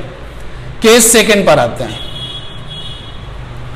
अगर turning speed under root R G tan theta से क्या है, कम है, तो देखो भाई turning speed R G tan theta से कम है। अब ये गाड़ी जो बी है उसको यहां बना रहे हैं, ये वी डैश है, इसको हटा देते हैं, या चलिए ये डायग्राम फिर से बना लेते हैं। अगर मुड़ते समय बैंकिंग रोड पर टर्निंग स्पीड है आपकी वी डैश और आपने कहा कि under root R G tan theta से कम है वो, तो ये हमारी बैंकिंग रोड का बैंकिंग एंगल थीटा है। ये वो वाली कार है जो सब कुछ आइडियली फॉलो करती है। आपने इसको सजेस्ट किया है कि V speed under root R G tan theta से आपको चलना होगा, तो कहीं कोई प्रॉब्लम नहीं आएगी। तो ये जो कार ए है वो आपकी बात को मान रही है। लेकिन जो कार बी है, जो कार बी है वो वी डैश से चल रही है और वी डैश की value under root R G tan theta से कम है। तो कार ए के लिए ये फंडा लगाएंगे तो tan theta is equal to हो जाएगा V square upon R G. लेकिन जब कार बी के लिए अप्लाई करेंगे तो थीटा तो बदल नहीं जाएगा, तो टेन थीटा का थीटा तो टेन थीटा, यानी लेफ्ट हैंड तो वही रहेगा। लेकिन ये जो नया वाला वी डैश है वो बदल गया है, वी डैश कम हो चुका है। तो अगर वी डैश कम हो चुका है तो स्मॉल जी तो बदलेगा नहीं, तो उसी रेशियो में जितना वी डैश स्क्वायर की वैल्यू कम होके आ रही है उसी रेशियो में आर को भी क्या होना होगा, कम होना होगा। तो नया वाला जो रेडियस होगा वो कम होगा। तो इसका मतलब ये हो गया कि टर्निंग ट्रैक पर जो गाड़ी है वो किधर आएगी, नीचे की तरफ आएगी। और जब नीचे की तरफ वो स्किड करेगी तो फ्रिक्शन कैसा हो जाएगा, ऊपर की तरफ। तो आगे बढ़ने के लिए अब हमारे पास में 2 पॉइंट आ चुके हैं जहां से आज की क्लास स्टार्ट हो रही है। ये पुरानी बात है, अगर मुड़ते समय speed under root R G tan theta से कम हो गई तो बैंकिंग रोड पर जो भी होगा वो नीचे की तरफ आएगा, इनवर्ड स्किडिंग करेगा। और अगर ज्यादा हो गई under root R G tan theta से तो किधर स्किड करेगा, ऊपर की तरफ। क्लियर है बात? तो लिखेंगे आप,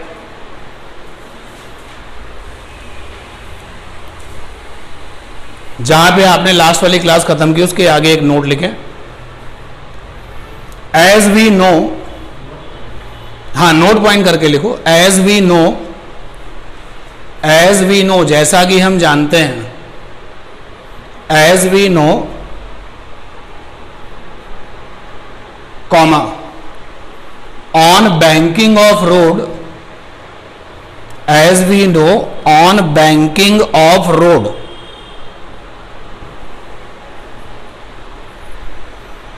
for safe turn, for safe turn, for safe turn, और सेफ टर्न के बाद नेक्स्ट लाइन से लिखा हुआ है बोर्ड पर, turning speed v is equal to under root G R G tan theta star point, और यहां पर tan theta is equal to है V square by R G, जहां पे थीटा को बैंकिंग ऑफ रोड कहा जाता है, यानी कि रोड का झुकाव, बैंकिंग ऑफ रोड। ये हम लोग पिछली क्लास में जान चुके हैं, समझ चुके हैं कि अगर आपको बिना किसी समस्या के साथ without any problem if you are taking the turn in the banking road, तो भाई आपकी मुड़ते समय जो स्पीड है under root R G tan theta के इक्वल होनी चाहिए, जहां पे थीटा बैंकिंग एंगल है। हो गया। अब आते हैं case one. Case one, case one, अब चूंकि हम समझ चुके हैं तो साफ साफ लिखिए, इफ टर्निंग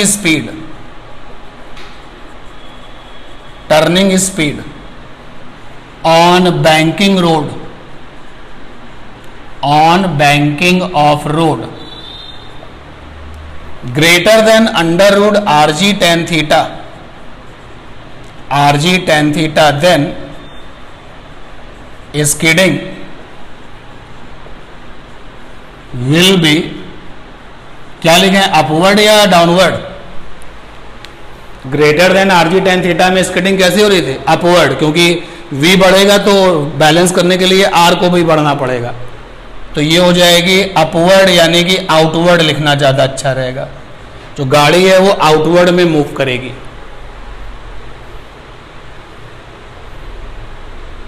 ठीक, तो इसका एक सपोर्टिंग डायग्राम बना लें। अब केवल हम रोड की बैंकिंग दिखाएंगे, पूरा रोड नहीं दिखाएंगे। ये बैंकिंग है रोड की, और ये कोई ऑब्जेक्ट है जिसने इस सिचुएशन को फॉलो कर लिया है। तो इस पर कौन कौन से फोर्सेस लग रहे थे, अलग से देखो भाई, ये देखते रहना, नोट करते रहो और देखते रहिए। ये देखिए, पहले इस पे कौन कौन से फोर्सेस लग रहे थे, जरा अलग से देखते हैं। तो पहले इस पर एक mg फोर्स लग रहा था, ये mg फोर्स था, मेन पिक्चर में भी दिखा देते हैं, mg फोर्स था।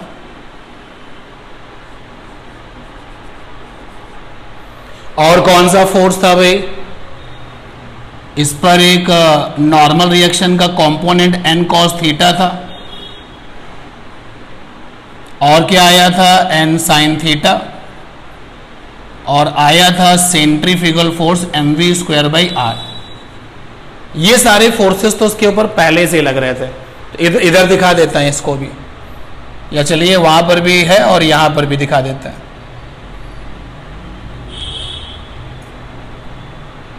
ये आया था n sin थीटा, ये आया था n cos थीटा, और ये सेंट्रीफ्यूगल फोर्स था mv स्क्वायर बाई r। अब हमें पता है ये गाड़ी जो है कैसे होगी, स्किड करेगी आउटवर्ड में। तो इस पर जो फ्रिक्शन फोर्स होगा वो इधर हो जाएगा। ये रहा फ्रिक्शन फोर्स, ये फ्रिक्शन फोर्स।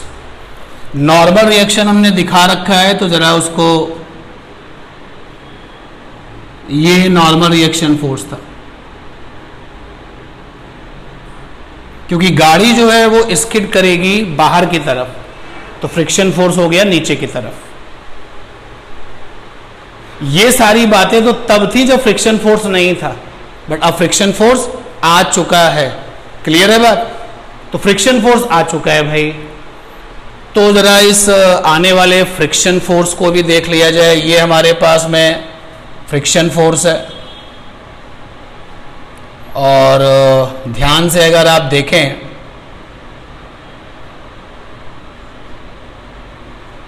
ये एंगल थीटा है। यहाँ मेन पिक्चर में भी देखें, ये मैंने लाइन बनाई है रेफरेंस लाइन, ये एंगल भी क्या हो जाएगा, अल्टरनेट से थीटा हो जाएगा। तो ये एंगल थीटा हो जाएगा, यहां से आ जाएगा एफ कॉस थीटा, और क्या आ जाएगा एफ साइन थीटा। हाँ ना बोलो, ठीक है। तो इधर वाला जो डायग्राम है, इधर वाले डायग्राम में फ्रिक्शन फोर्स आ चुका है और फ्रिक्शन फोर्स के कंपोनेंट आ चुके हैं।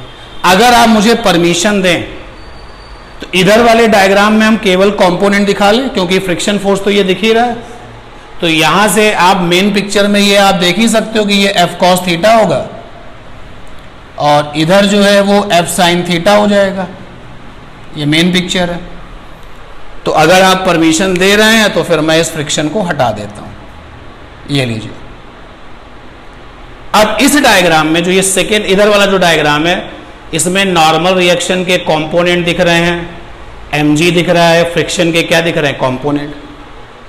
और अगर ये गाड़ी आउटवर्ड में जा करके कोई एक्सीडेंट नहीं होता है, इसका क्या मतलब हुआ कि वो जो है थोड़ा सा बाहर गया और उसने जो है उसकी जो गाड़ी की जो व्हील्स हैं स्किड करते हुए आवाज हो रही है और बाहर जा रही है, और फिर भी वो मुड़ जा रही है, यानी कि एक्सीडेंट नहीं हुआ है।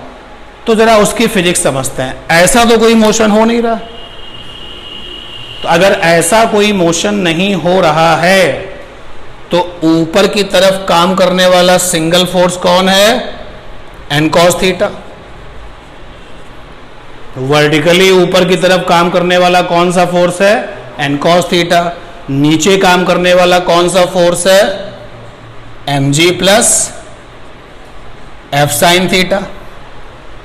तो यहां से आ गया एन कॉस थीटा माइनस का F sine theta is equal to mg equation 1। ठीक है। अब जरा देखते हैं, मुड़ना तो उसको ऐसे ही है। तो इस डायरेक्शन में जो फोर्सेस काम कर रहे हैं वो है एफ कॉस थीटा और क्या है, एन साइन थीटा। तो यानी कि इधर वाला जो फोर्स है वो सेंट्रीफ्यूगल फोर्स को क्या कर ले, बैलेंस कर ले। तो आपकी गाड़ी स्किड करते हुए जाएगी लेकिन वो एक्सीडेंट नहीं होगा, मतलब वो जो है टॉपलिंग नहीं होगी, वो लुढ़केगी नहीं, ऐसा सिचुएशन नहीं आएगा। कब, अगर इधर की तरफ काम करने वाले जो फोर्सेस हैं F cos theta plus N sine theta, ये टोटल वो किसको बैलेंस कर ले, M V square by R को बैलेंस कर ले। तो कर दिया जाए इसको जरा यहां पर। तो यहां से आ जाएगा F cos theta plus N sine theta is equal to क्या, M V square by R. But याद रखना कि इस केस नंबर 1 में जो ये v फॉर स्पीड है वो speed under root R G tan theta से क्या है, ज्यादा वाली है। ठीक है, क्लियर है बात।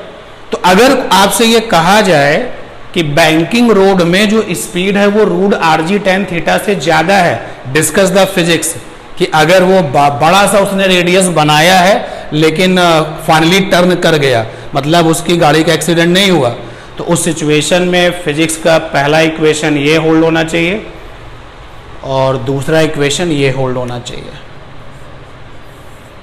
ठीक है। बाकी क्वेश्चन पे स्पीड दी जाएगी तो बहुत सारी चीजें, बैंकिंग एंगल दिया जाएगा, मतलब ये पहली इक्वेशन और दूसरी इक्वेशन आपको उस प्रॉब्लम का सलूशन देगी जो वहां पर पूछा जाएगा। क्लियर है बात।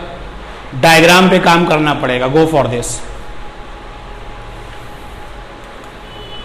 मैं आपकी हेल्प फिर करूंगा साथ। इसी डायग्राम को, ये वाला डायग्राम और ये वाला डायग्राम मैं फिर से बना रहा हूं, थोड़ा सा बड़ा मैग्नीफाइंग फॉर्म में। ये हमारे उस रोड की बैंकिंग है।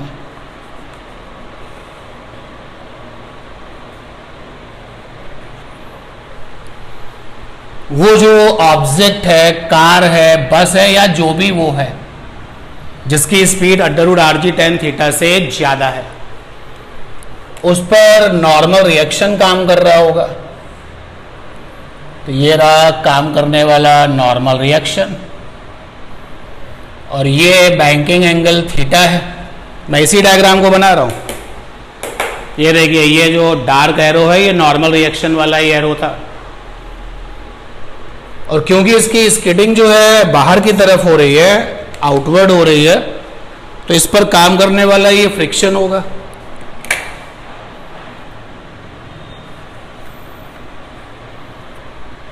ये फ्रिक्शन फोर्स हो गया।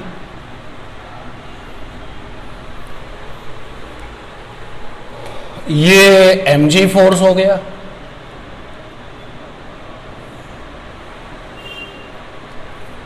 mg फोर्स,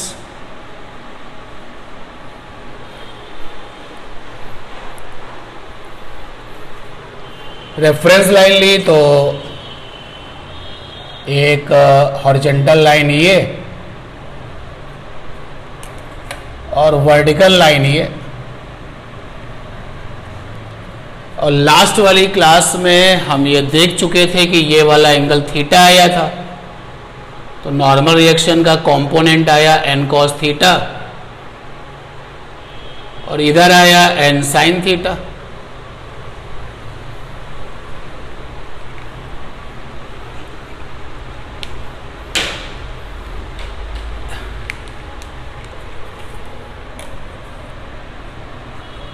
यहां पर एक रेफरेंस लाइन ली हॉरिजॉन्टल में, अल्टरनेट वाले रूल से ये भी थीटा आएगा, तो फ्रिक्शन के कंपोनेंट आ गए f cos थीटा, और इधर आ गया f sin थीटा।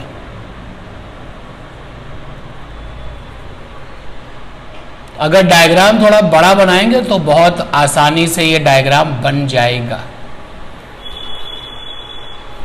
यही डायग्राम मैंने बनाया है।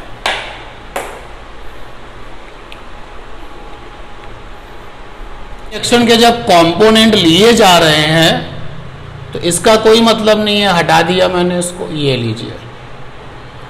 और जब हम अपनी फिजिक्स में फ्रिक्शन फोर्स के कंपोनेंट ले रहे हैं तो फिर इसका कोई मतलब नहीं है। ये देखिए, ये सेकेंड नंबर का डायग्राम हो गया। Now in this second number diagram you have A only components. तो अब देखिए, ऊपर की तरफ काम करने वाला फोर्स कौन है, n cos थीटा। नीचे की तरफ काम करने वाला फोर्स कौन है, f sin थीटा और mg। क्योंकि ऐसा कोई मोशन हो नहीं रहा तो ये फंडा आ गया, यानी इक्वेशन 1 बन गया। और एक सेंट्रीफ्यूगल फोर्स भी तो था यहाँ पर, ये उस मेन पिक्चर में जो अभी बनी हुई थी उसमें सेंट्रीफ्यूगल को भी तो दिखाओ भाई। मुझे फिर से करना पड़ेगा। ये देखिए, नॉर्मल रिएक्शन था और ये फ्रिक्शन फोर्स था। ये पुराना वाला डायग्राम है। इधर जो था वो सेंट्रीफ्यूगल फोर्स था, mv²/r। दिखा दिया, ये वाला डायग्राम था ना। सेंट्रीफ्यूगल अभी मिसिंग था भाई, वो दिखा दो। अब जो सेकेंड नंबर पे आप डायग्राम बनाएंगे उसमें हमने, क्योंकि नॉर्मल रिएक्शन के कंपोनेंट ले रहे हैं तो नॉर्मल रिएक्शन को पिक्चर से गायब कर दें, थोड़ा सा इजी होगा समझना। तो ये नॉर्मल रिएक्शन को मैंने हटा दिया, और फ्रिक्शन फोर्स के चूंकि कंपोनेंट लिए ही जा रहे हैं तो ये हमने फ्रिक्शन फोर्स को हटा दिया। तो जो सेकेंड नंबर पे डायग्राम है वो ये है। इतने सारे फोर्सेस उस टर्निंग ऑब्जेक्ट पे लगे हुए हैं, क्योंकि इस तरफ कोई मोशन हो नहीं रहा जिसको कहते हैं वर्टिकल अपवर्ड एंड डाउनवर्ड। तो इस तरफ काम करने वाले फोर्सेस n cos थीटा और नीचे की तरफ काम करने वाला f sin theta mg balance कर दिया, इक्वेशन 1 आ गया। स्किडिंग हो रही है, वो गाड़ी फिसल रही है, लेकिन फिर भी टर्न ले लिया, टर्न बड़ा रेडियस लेके ले लिया। तो इसका मतलब ये हो गया कि इधर की तरफ काम करने वाला f cos theta plus n sin theta ने किसको संभाल दिया, सेंट्रीफ्यूगल को संभाल दिया। तो ये डायग्राम बनाइए, इक्वेशन 1 कॉपी करिए, इक्वेशन 2 कॉपी करिए। On banking of road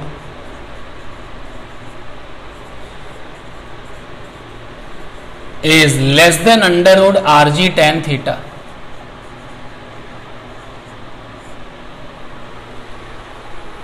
then skidding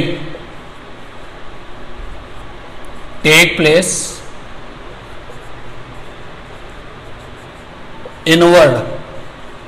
inward को आप बैंकिंग के अकॉर्डिंग डाउनवर्ड भी कह सकते हो। तो skidding take place inward in direction.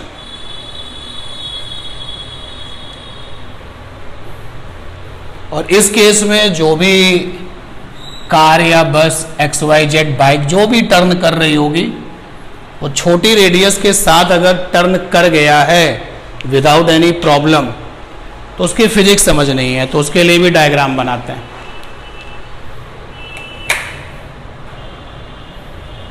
ये हमने बैंकिंग बनाई रोड की,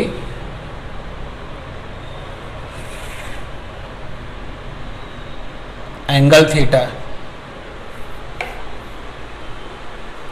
यहां पर कोई ऑब्जेक्ट है और इस पर काम करने वाला नॉर्मल रिएक्शन है।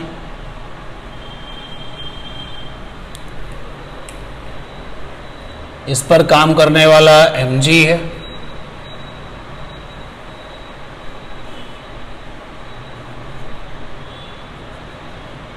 ये पुराना ही डायग्राम है, दैट इज वाई ये n sin थीटा है, ये n cos थीटा है, इतने बार डिस्कशन हो चुका है। ये एंगल थीटा है, क्योंकि इस वाले केस में जो स्किडिंग है वो नीचे की तरफ होएगी, तो फ्रिक्शन फोर्स कैसा होगा, ऊपर की तरफ। तो ये रहा फ्रिक्शन फोर्स, ये फ्रिक्शन फोर्स हो गया। अगर मैं एक वर्टिकल और हॉरिजॉन्टल की रेफरेंस लाइन बना लूं, ये तो ये एंगल थीटा, तो करस्पॉन्डिंग से ये भी क्या हो जाएगा, थीटा। तो इधर फ्रिक्शन फोर्स के कंपोनेंट आ जाएंगे F cos थीटा, इधर क्या आ जाएगा, F sin थीटा। बनाइए डायग्राम। और अभी भी एक फोर्स जो रह रहा है वो कौन सा है, सेंट्रीफ्यूगल। उसको जोड़ दिखाइए, बार बार वो मिस हो रहा है। ये सेंट्रीफ्यूगल है, mv²/r। एक डायग्राम अभी हम और बनाएंगे, आपको सेकेंड बनाना पड़ेगा, हमें तो बस रफ कर देना, जिसमें नॉर्मल रिएक्शन को गायब कर देंगे, केवल उसके कंपोनेंट होंगे, और फ्रिक्शन फोर्स को हटा देंगे, केवल उसके कंपोनेंट होंगे। वो डायग्राम भी देखते हैं।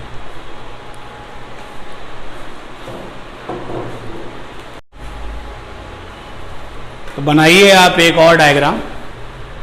ये हमने नॉर्मल रिएक्शन को हटा दिया, केवल इसके कंपोनेंट है पिक्चर में, और ये फ्रिक्शन फोर्स को हटा दिया, केवल उसके कंपोनेंट है। चलिए अब फिजिक्स समझते हैं। इस डायग्राम के बाद वर्टिकली अपवर्ड डाउनवर्ड मोशन तो हो नहीं रहा, तो ऊपर की तरफ कौन कौन से फोर्सेस काम कर रहे हैं, F sin theta plus n cos theta, और नीचे कौन सा फोर्स काम कर रहा है, mg। तो ये इक्वेशन 1 आ गया इस केस का, ठीक है। तो देखिए ऊपर की तरफ ये है और ये नीचे की तरफ केवल mg है, लेकिन कोई मोशन तो है नहीं, तो टोटल ऊपर वाला force is equal to total नीचे वाला फोर्स। और इस डायरेक्शन में जो फोर्स काम कर रहा है, सेंट्रीफ्यूगल फोर्स जो है वो सब खराब करना चाहता है, गड़बड़ करना चाहता है। इधर जो फोर्स काम कर रहा है एक n sin थीटा है, जो उधर की तरफ टोटल फोर्स काम कर रहा है वो क्या है, दिस प्लस दिस, तो बैलेंस होना चाहिए ना। तो यानी कि इधर की तरफ काम करने वाला है n sin थीटा, उधर की तरफ काम करने वाला है F cos theta plus mv²/r, और n sin थीटा माइनस का F cos theta is equal to mv²/r। ये इक्वेशन 2 हो गया।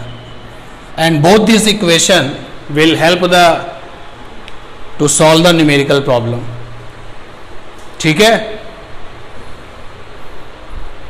क्लियर है। चलिए इसके बाद एक क्वेश्चन और आपसे लेते हैं। एक क्वेश्चन है यहाँ पर कि बैंकिंग रोड पर अलग अलग ऑब्जेक्ट, अलग अलग मास वाले ऑब्जेक्ट जो है टर्न ले रहे हैं, तो नॉर्मल रिएक्शन अगर बदल रहा है मान लेते हैं चलो बदल रहा है का मतलब या तो बढ़ रहा है या फिर कम हो रहा है। अगर हम ये एग्जांपल लें कि पहले एक हल्की कार ने वहाँ पर बैंकिंग रोड पे टर्न किया, उसके बाद में एक भारी भरकम ट्रक ने जो है वहाँ पर उसने टर्न किया, तो नॉर्मल रिएक्शन पहले के कंपेयर में क्या हो गया, बढ़ गया।